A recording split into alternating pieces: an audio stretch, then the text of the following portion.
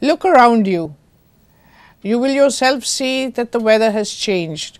You will see that there are floods when there should not be, that the temperature in summer is hotter than when you used to think about it a few years earlier, that it rains when it should not, that there are tsunamis, there is drought, and there are all kinds of changes taking place in the climate. The inequitable distribution of resources and the unbridled exploitation, that is the uncontrolled exploitation of natural resources by human beings, and the use of fossil fuels have created a global crisis of proportions that are very hard to handle. A major consequence of such exploitation has really been the change in global climate, including global warming, the ozone hole above the Antarctic Ocean, drought patterns where there used to be wet monsoons, flood patterns that have swept across the earth during the last quarter of the 20th century, and these continue. In terms of sustainable development and in terms of environment, climate change and disaster management, which are really the issues that we are facing in terms of sustainable development, Asia Pacific developing countries have been identified globally and are regarded by many as among the most environmentally fragile and vulnerable in the world to climate change. 6 of these countries are rated as facing extreme environment vulnerability, with further 3 rated as highly vulnerable. You may remember that in the year 2010, the government of Maldives held the cabinet meeting of the government underwater to demonstrate what would happen if there was an increase in the sea level by a meter or so. Similarly, in Nepal, a cabinet meeting was held at the base camp of the Mount Everest in order to demonstrate what the changes were taking place as a result of environmental degradation in the Himalayan range of mountains.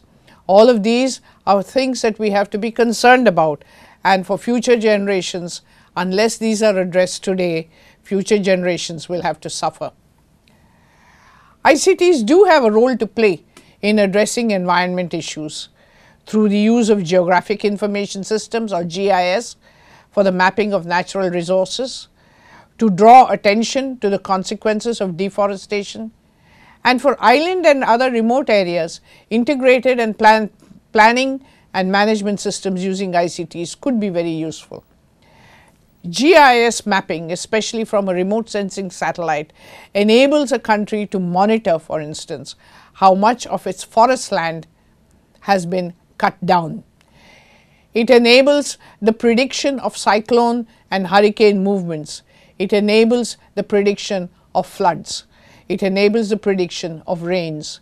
For island and other remote areas, it is necessary because each of these islands may be too small to do it on their own. So, integrated planning and management could be very useful, particularly in locations such as the Pacific. So, there are examples worldwide, and the Pacific region of 33 million square kilometers, as I told you earlier, where there has been intense activity in monitoring through GIS and through other systems the temperature, the weather conditions, the tsunamis and floods. And one example is that of TikiWiki Center, TikiWiki being an application program designed by the South Pacific Geospatial Commission and the TikiWiki Center in Oahu, which is essentially basically just a computer with particular applications networked so as to receive information and make it available in a timely manner where it is needed. So, TikiWiki is one example, and there are many others that are being done in the Asia Pacific. In terms of climate change and environment, climate change is the consequence of environmental degradation, and the United Nations Framework Convention on Climate Change defines it as a change of climate attributed directly or indirectly to human activity that alters the composition of the global atmosphere and which, in addition to natural climate variability, is observed over comparable time periods. And this is the framework, and this is it's being tracked by various protocols and various international agencies along with national governments all over the world. While we begin to look at ICTs for disaster risk management, we also have to look at the systematic process of using administrative decisions, organizations, skills, capacity to implement policies, strategies and coping capacities of a society to lessen the impact of natural hazards. For instance, it is not easy to predict, or it's nearly impossible in fact, to predict an earthquake. And therefore, if there is an earthquake and there is likely to be a tsunami soon after it, it is very, very difficult to predict. So, tsunami warning centers have been set up in order to be able to provide information in a timely manner. But the systematic application of technologies to be able to provide early warning system and to be able to look at ways in which disaster risks can be reduced are taking place with a series of countries coming together in order to work in a cooperative fashion. Therefore, when we begin to look at environment, climate change, disaster management, all of these interconnected aspects, we begin to look at systems that will allow us to actually track a cyclone, to track a flood, and then to put into place systems that will address the operational issues. For example, when a disaster strikes, whether it is an earthquake in a remote mountain region or it is a flood in a riparian plain, what really happens is there are several agencies that are associated. You will have the police involved, the healthcare providers involved, disaster management authority, you will have the government moving food grains, and all of these have to come together. There is no other way that they can do it except through the use of ICTs. At the same time, the use of ICTs can go a long way in reducing the carbon footprint that is there. So, while you are using ICTs at the same time for disaster mitigation, one way of impacting upon climate change is to begin to use tools and methodologies that enable us to reduce the carbon footprint or the carbon emission, which in turn impacts on global climate. The way in which ICTs, hardware, tools and applications can go a long way in reducing this carbon footprint is through first digitization, that is changing manual processes to digital ones. For example, office automation and the use of an e-office would reduce the amount of paper that is used. Reducing the amount of paper has a direct impact upon forestation and the use of wood pulp for paper production. So, digitization, changing manual processes to digital ones. Dematerialization, that is replacing human activities and even goods and services with electronic equivalents. For instance, instead of 15 people flying to a common location using airfares and the carbon emission from aeroplanes in order to arrive, teleconferencing and video conferencing as a way of interlinking, reducing costs on the one hand and reducing carbon footprint on another, is the process of dematerialization, where you replace one set of human activities with electronic equivalents and therefore reduce the carbon emission. A third way is within ICTs. So, on the one hand, we have the use of ICTs to reduce the carbon footprint of other activities and thereby impact on climate change, and that is through digitization and dematerialization. And on the other hand, when we begin to look at the ICTs themselves and we can replace heavy energy dependent systems with energy efficient ones. For example, replacing a desktop with a laptop, replacing laptops and desktops with mobile phones and smartphones for delivering services. This can contribute positively to reducing the carbon emission of the ICTs themselves, while also contributing to the dematerialization of other sectors currently heavily dependent on manual processes.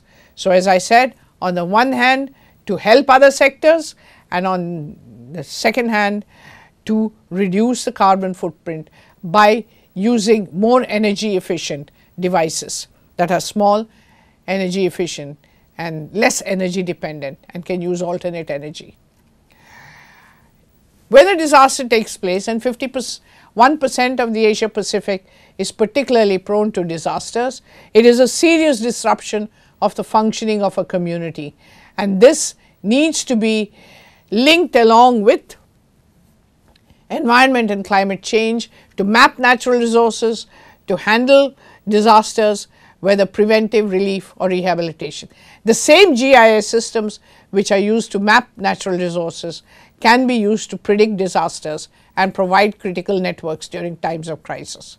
Even before a disaster strikes, it is possible to identify high risk areas so that early warning systems can be made to communities in danger.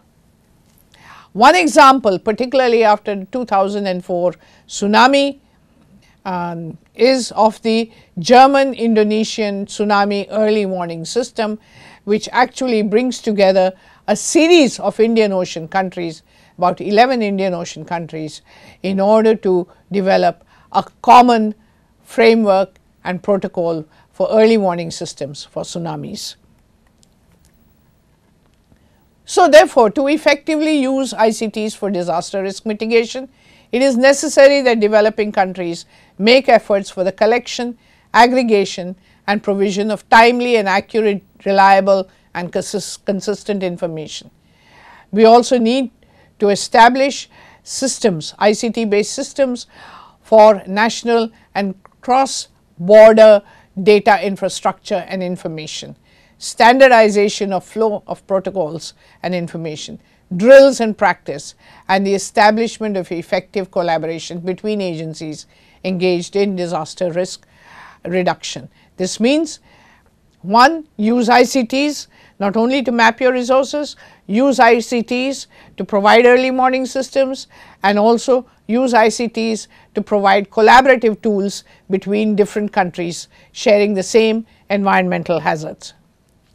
The points to remember from understanding about ICTs and sustainable development is that many of the countries vulnerable to air environment degradation are in the Asia Pacific region, and the use of ICTs for data collection, data analysis, management, information, knowledge sharing and decision support cannot be underestimated. The value of ICT as a platform is demonstrated by many successful case studies and these highlight the potential of this enabling technology. I would strongly recommend that you look at the other examples that are provided in the text. Go to sites and see how the GIS systems are enabling us to better control and better manage the environment which has been degraded so far. So, do this exercise, draw 2 columns, make a list of those risks that your country faces, make a list of potential earthquakes and potential natural disasters that your country has. Then in the right side, make a list of ICTs and ICT solutions that you would address. Match the two, which solution for which disaster, which ICT for which disaster. Compare what you have done with your fellow students. Go back and make another list. Address the challenges and address the opportunities that ICTs present with your classmates.